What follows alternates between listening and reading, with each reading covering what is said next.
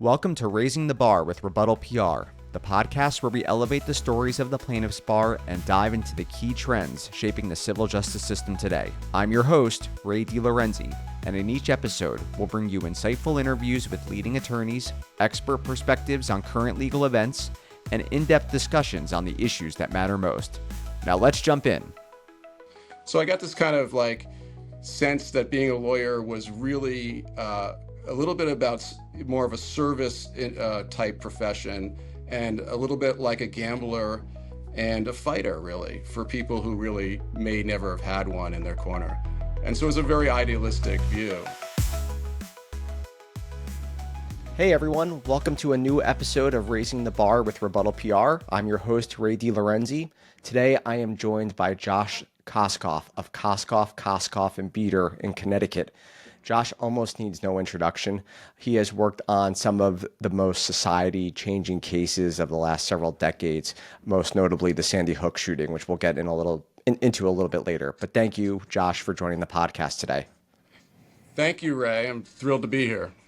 So, Josh, I want to start with the fact that you are a third-generation trial lawyer. Do you feel like you were born to be a trial lawyer, or, how was it like growing up around, with in that family setting and dynamic, and when did you realize this is what I'm going to do as a career? That would be, that's such a good question. It'd be the first question I would ask me, probably.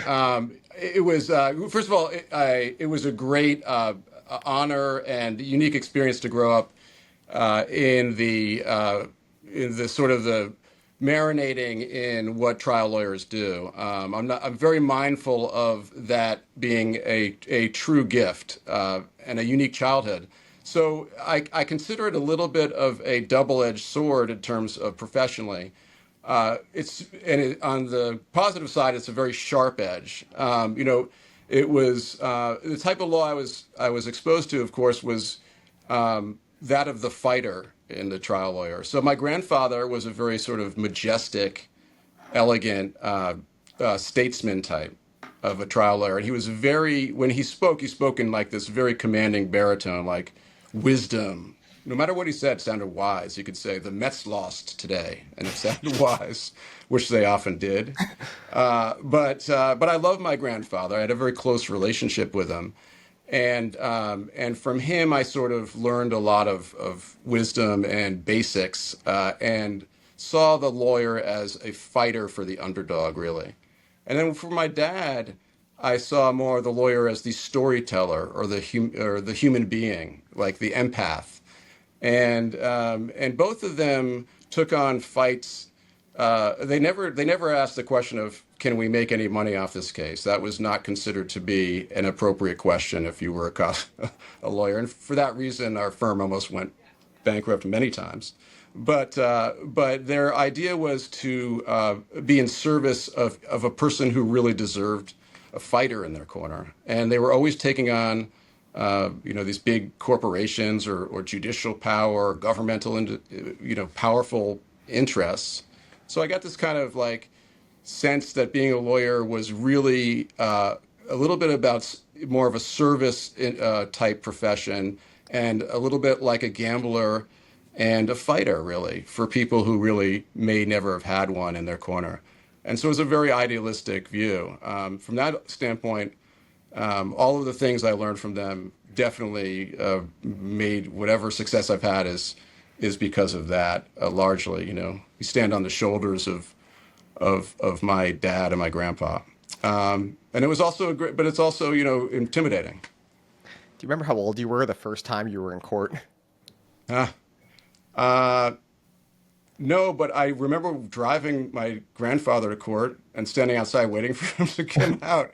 He would have to get to court hours early. He and I were very different in this respect. And I always had to leave way before and go really slowly on the highway. So I remember him saying, if I went 55, I remember him saying, "Whoa, slow down. Where's the fire?" And I would look behind me at a long line of traffic honking, which he was apparently oblivious to. Was there a certain case when you were younger that either your father or grandfather took on that remains one of those core memories of this is what being a trial lawyer is all about? Well, yeah, in a sense, I mean, my dad and my grandfather represented the Black Panthers in the 70s. And I remember being probably dragged to the lawn in New Haven to a protest. And it was at that time that I learned that they were doing something that a lot of people felt strongly about that was important. And I don't think I really understood the full parameters of that, but I knew that they were involved in something that was a different type of job than my friends' parents had, and then there were other like off the court kind of experiences. They we had incidents that were pretty intense. Like at that time in our history, representing the Black Panthers or suing for integration in the city, which my dad did. You got a lot of detractors, sort of like when I filed the Sandy Hook case. A lot of people who were angry about it. And in that case, in terms of the segregation cases, there were a lot of racists. So I remember my dad getting a call late at night and having somebody threaten to kill him because he was a blank lover. So those are the kind of things, and I thought, wow, my dad is doing something really, really dangerous, but I kind of had a sense that it was the right thing to do. When when did you hit the point where you're like, I'm gonna be a lawyer and I'm gonna do this, or was it just sort of baked in that like it was the obvious thing? Yeah, I mean, I think first of all, I didn't know that most 99% of lawyers don't do the type of law that we do. So I always thought all lawyers went to court and had a client they were arguing for, and I figured the other side had lawyers too, like what I would consider the powerful or, well resourced side. But I didn't. So I was always going to be this kind of lawyer if I was going to be a lawyer. But because of how well known my grandfather was, and how revered he was, and because of how exceptional a lawyer my dad was, which I was, which was also a sort of a shocking thing to really come to realize, because I always thought he was just another the dorkiest of the dorky dads. But he was my dad was really an exceptional lawyer. My grandfather was good. My dad was better. But it doesn't really matter. What matters is that you worry in that situation about torpedoing the legacy, and so it's a high risk from my perspective. I didn't have any confidence, so all of that was pushing against trying. I didn't want to try and fail. I rather not try. So there was that side of me, and then the realization that I didn't think that there was anything else that I really was interested in, and also I was proved that I was a little bit ambitionless. And so when my dad said, "Hey, why don't you go to try law school?" I was like, "Oh." He said, "Well, what's wrong?" I said, "Well, I don't know if I could cut it." He goes, "Well, if it doesn't work out, you can drop out." And I was like, "Well, okay, I can work with those low expectations." And on the other side, I'm like, "Boy, my dad really doesn't have much faith in me." But it worked out, and I did enjoy it. And then of course I got the traditional, rough experience of the first 5 or 6 years. So you mentioned, you had this fear of torpedoing the family legacy. I want to ask you the reverse of that, though. Was there ever a time where you're like, you don't want to just follow in their footsteps or be in their shadows, and you want to carve your own path? And I feel like I'm playing psychologist a little bit. Yeah. But was there ever a point where you're like, you know what? My father and grandfather, great trial lawyers, but there's a different path here or a different way I want to do things. Yeah, that's a great question. I mean, I have to say that I went from 0 to 60 in terms of my confidence and capacity. So it was not as sort of indolent as that. I wasn't building on things. I was terrible until I felt I was reasonably competent. And I guess in the sense that at some point along the way, after my first 4 or 5 years, which were not marked by great success, I realized I had to stop trying to be like them. Like my grandfather could quote Aristotle or could quote Shakespeare in the courtroom, and it worked for him. My dad could be very emotional in the courtroom, and it just worked for him. My dad was the best storyteller, and I was somewhere in between. Like I was sort of like very, I wasn't being authentic enough. So in the sense that I had to be my own person, yes. I just had to accept the fact that I wasn't polished. I had to accept the fact that I had, sometimes I don't go from A to B, but go through several other letters before I get there, and that the jury would ultimately accept me if I was simply being authentic and straight with them. And that was sort of, I think, the way I would answer that. I never imagined that I'd have any of the type of cases that my grandfather or dad had. I really didn't. There a case that stands out in the early part of your career that gave you the confidence that like, yeah, I can do this, and I'm figuring out my identity. Yeah, absolutely. I could pinpoint it. I'll just give you the brief version, which is basically it was a malpractice case, and it involved the death of a 50-year-old truck driver, and he died from a heart attack. And the lawsuit named three defendants, a hospital, and two doctors. The hospital and the doctor, the main doctors who seemed to be at fault, settled the case, leaving only a third doctor who had seen the man a year ahead of time. And at that point, the partner whose briefcases I was carrying said, "Well, Josh, why don't you take this last case?" I'm like, "Thanks a lot. You settled the two really strong cases, and you're leaving me with this." And I remember I had such little confidence, and it was such a hard case. And I called the widow, who was this wonderful woman who I'm still friends with today, and I effectively tried to talk her into allowing me to drop the case against this third doctor. They weren't offering any money, and I said, "Look, you have this great settlement."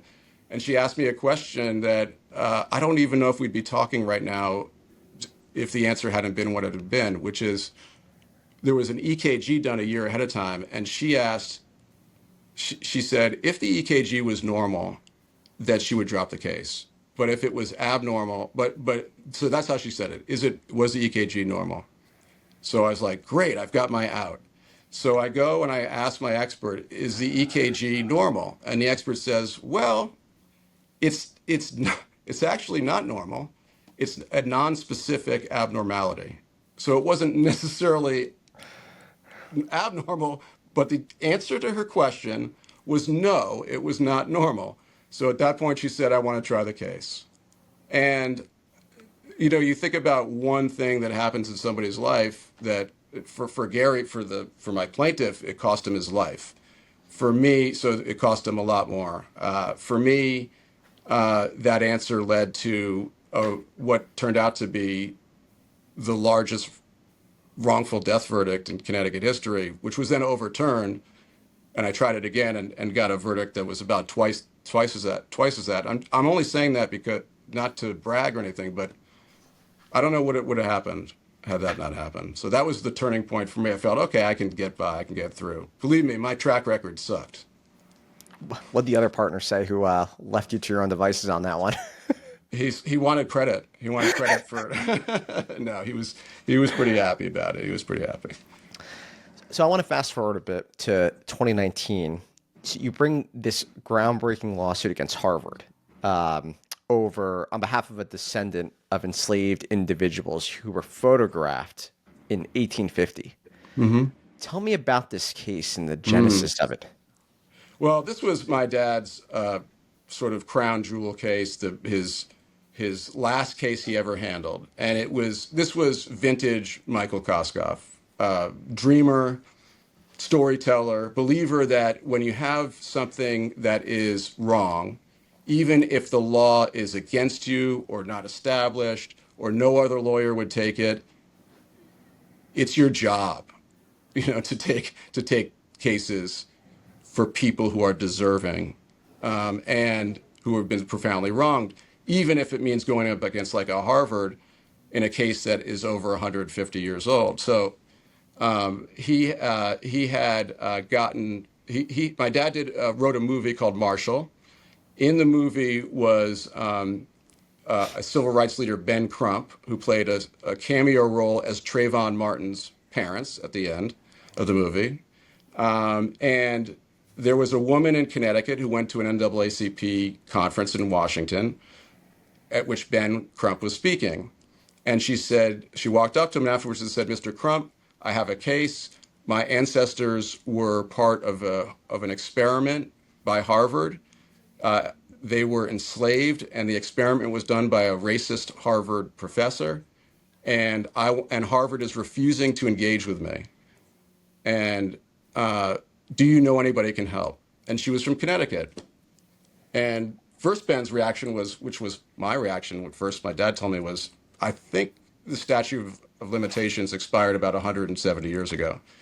And then and then he said, "Well, I think, there's this guy named Mike Koskoff who might be just crazy enough and interested enough to take the case." And so my dad got the story, and he was off to the races. And when he presented this story to me, I thought you can't hear the story and not think it's an incredible story. He came in and he was beaming, and he asked me what I thought. I said, "I think it's amazing." I said, "I think you're probably thinking what I think I'm thinking. It would make a great op-ed in the New York Times or letter." He's like, no, I'm thinking about a lawsuit." And I was like, "All right, Dad, I think you're finally losing it or something." But he was so animated, and it was his idea to bring the lawsuit that ultimately was successful in allowing us to prove our case in court on a case that has its roots back to 1850. And it's been a remarkable case that was only made possible by something that he really trained me about, which was be optimistic. If something grabs you, don't let difficult, challenging law get in the way. Rebuttal PR is a strategic communications firm that works exclusively with the plaintiffs' bar to market their firms and win high-stakes litigation. For more than 15 years, the nation's leading plaintiff law firms have turned to Rebuttal PR to create winning communications campaigns, ranging from billion-dollar mass torts and class actions to positioning attorneys in their markets to grow their businesses and make a bigger impact. What sets Rebuttal PR apart is the unique skill set of our team, which combines legal knowledge with public relations expertise. Our team's ability to understand the facts and law of a case, as well as the media landscape, means we can develop compelling, narrative-driven campaigns that resonate with key stakeholders and support your firm and legal strategy. Visit our website, RebuttalPR.com, to learn more. Now back to our episode. Again, I'm joined by Josh Koskoff of Koskoff in Bieder in Connecticut. For those just tuning in to Raising the Bar with Rebuttal PR. Josh, I want to ask you next and pivot to Sandy Hook, which is probably the case over the last several years you and your firm have become most known for. I want you to walk me through when you get that first phone call from, and I'm not sure if it was a family member or someone connected to them saying, this family member needs help, and just what that, process was like. Yeah, I remember it, of course, like everybody remembers where they were when Sandy Hook happened. And of course, Sandy Hook, Connecticut's about 20 miles from where I'm sitting right now. So we're right within the first, the earlier ripples of it. And I will say that even before I wasn't asked to help as a lawyer, and this is one of the real benefits of course, of being a lawyer, is that something can happen that's terrible, and instead of having that feeling of, well, how can I wish I could help, and knowing you can't help, at least as a lawyer, you have the possibility of helping. So what I wanted to do was really just to help these families any way I could, even before I got introduced to them, and helping them get through probate or whatever. It turned out about a week afterwards, I was getting a ride to the airport to go to Chicago for a deposition, and the driver, upon striking up a conversation, finding out I was a lawyer, and of course, when you tell a stranger you're a lawyer after they ask you what you do, you have no idea what's coming next. Is it going to be a lawyer joke? Are they going to ask you for some advice on an area that you know nothing about? Or is that just going to shut the conversation off? And he said his friend needed a lawyer because his daughter was just killed in the Sandy Hook shooting. And I remember, I even remember kind of, honestly, Ray, I was like bowed my head almost. I was not expecting that. And of course I said, well, if there's literally anything I can do, even if just somebody to talk to, please give him my name. And he did, and that led to my representation. And it was, and at the time, I had no idea what I had no agenda. I had no plans. All I wanted to do at first was listen, find out how these people needed my help. I was not expecting, it was never going to be it was never expecting to be hired to do anything. It was just going to be, what can I do? And I think any lawyer in Connecticut or probably across the country who does what we do would have wanted to do the same. It had long been assumed and sort of realized that, suing a gun manufacturer, impossible. And I know Connecticut has, a specific law that brought a case against Remington under. When did it click for you that there's something here, like we could go down this road? It clicked that, first of all, I was completely, I don't want to give any false impressions. I didn't know what I was doing. Okay. I did not know anything about the law on guns. I knew nothing about guns or the industry. So I was completely ignorant, in a way that may have on reflection, been an asset for my willingness to really keep my mind open, because the law is, as I found out, was pretty terrible. The gun industry, I knew it was powerful, and I would have said it was hard to sue them, but they had won all these immunities through Congress. So, you know what clicked, Ray? It was, and this is where I think I really go back to the soil of my childhood and my exposure to what my grandfather did and my dad did, and their view of the law. What I knew it was wrong. I knew what they were doing was wrong. Halfway through, when I learned about the promotion and marketing and the way they pushed, particularly AR-15s on kids, and I thought, okay, put aside whether people should have these guns. I'm not getting into that issue. But here's an industry that says and tells us all the time that it's not guns that kill people, it's people that kill people. Okay. So it seems to me that the last thing that you should do is promote killing of other people to kids and adolescents. And that's when I thought, we have something that is absolutely wrong. It's all, and I learned it was all private equity backed marketing strategy. And I thought, this isn't even the gun industry per se. This is private equity, which is up there, in terms of the industries that in my grandfather and dad would have said are the industries that have all the power and that are, contribute to such pain and harm. And so I thought, we've got all the ingredients here. Well, okay, maybe we don't have the law completely on our side. But what I learned, again, from these hard cases that our firm has brought, more specifically my dad and my grandpa, that you worry about the law later. If you got something that's right and righteous, and you're on the right side of that, and there's something wrong by a big, powerful interest on the other side, you're like nine out of 10 parts there. Is there ever a point where others at your firm or outside your firm were like, pulled you aside and were like, Josh, like, appreciate the sort of enthusiasm, but you're tilting at windmills here, and or did you fear you were maybe promising or leading the families on in a way that could you deliver on such taking on this big case? Right. That's really, really probably that's such a cutting to the core question, and because you do think about that. First of all, on the last point, the last thing I wanted to do was sell any false hope to these families. I would, if I didn't think there was a case, as hard as it would have been to tell them, I would have told them. They'd been through so much, and to drag them through a case simply because, that was dead on arrival, I wasn't going to do that. And then in terms of the pushback, yeah, I did. The most distressing part for a while was that that I expected a lot of pushback from, of course, the NRA and other, vested interests. But I did get this kind of pushback from some peers. The office was pretty. My dad was, of course, 100% behind me, but he had no idea what the law was. But he was just all on board with it because it was obviously right.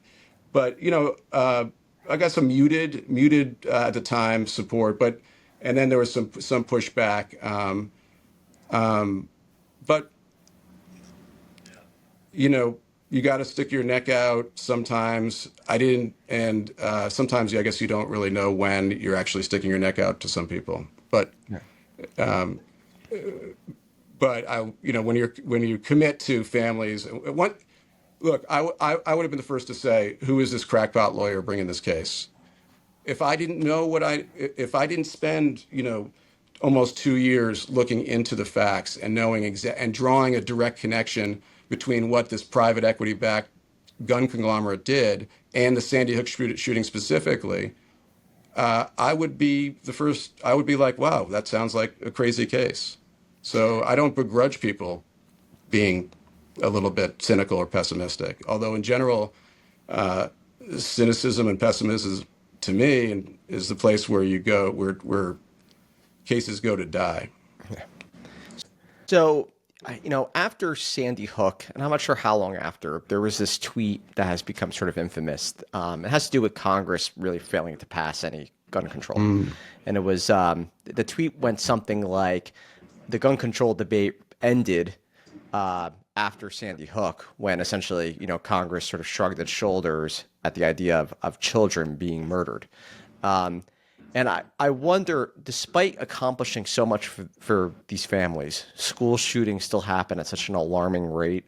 Right. Alex Jones is still out there to some degree. I He doesn't know. have the empire he once does. Does this ever deflate you or make you question, like, what are the limits? Or, I mean, the civil justice system can accomplish so many great things, but also it has its limitations, I guess, too. I mean, I know I packed a lot in there, but Yeah. Well, I think it may highlight both. In my view, what the failures, the abject failures, the indescribable failures of this government to protect children and all of us is, I don't know if it'll ever go down in history as the darkest stain, because history may never change. So there may not be any looking back. But I can say that I was in Washington during the hearings in Sandy Hook, and it was more hopeful then. But then 10 years later, I was there with the Uvalde families, and Congress couldn't even pass they couldn't even pass an age, raising the age of owning an AR-15 from 18 to 21, and that would have prevented the Uvalde shooting. So it's correct that at this point it's a fool's errand to trust Washington to do anything. In my mind, that makes it more important to take alternative approaches, and certainly I always think of that as a secondary thing that's in play in any case or at all. But the first thing is, you have families that have just had their lives shattered. They need, and your job is to represent them. I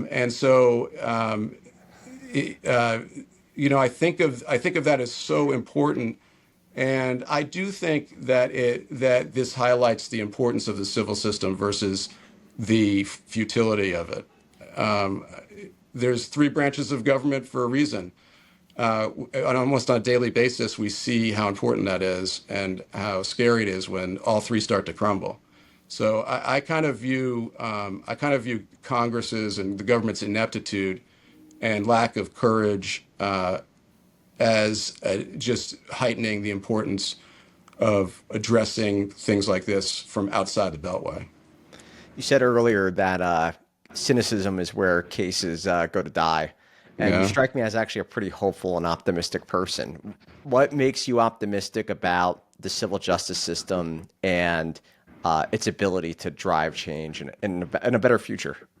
I mean, this is really what was inherited from my dad. Like, so he would not let me, he would always put an optimistic spin on everything. And so I figured if I was going to survive in this, I would have to do the same. But I guess it's because as long as there's a system in which you can get up in a courtroom and tell a story that is supported by a particular facts in a case to human beings, right? Not through television or a tweet or through some talking head politician, but directly, from both the heart and the head, the right side will always prevail. When I say always, I mean almost always. As if you can have a direct conversation with people, your community, we have within us a collective empathy, a collective humanity, and a collective common sense. We're not the worst part of ourselves when we're together. And I just believe, as my dad did, finally got through to me, that if you can reach people and get rid of all that stuff, then it'll turn out right. It'll turn out right. With that, Josh, thank you so much for joining the podcast. Really appreciate your time, and thanks for all you've done and all you continue to do. Thank you very much, Ray. Really, really appreciate it. Thanks for listening to this episode of Raising the Bar with Rebuttal PR. Don't forget to subscribe and follow to join us next time. See you then.